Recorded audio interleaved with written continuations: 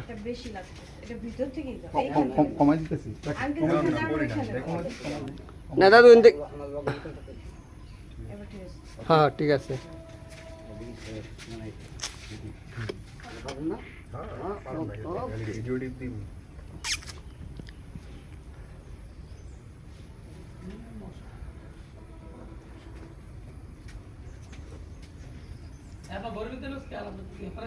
ওই যে দেন ভাই একটা প্রতিবন্ধী বই রয়েছে বুঝছেন, প্রবাসীতে আইসে তো পা ভেঙে গেছে। এখানে এদিকে বাপের।